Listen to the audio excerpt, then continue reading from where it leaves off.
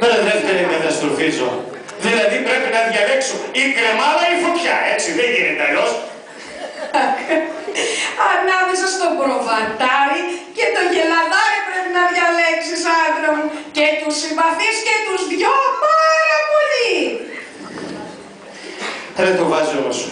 Ρε εσύ γυναίκα το βάζει ο νου σου να φιλήσω κατορεμένες ποδιές του Μετσικοστέου για να σώσω τη μονακοκόρη μου. Το βάζει. Δημητρό, άκου.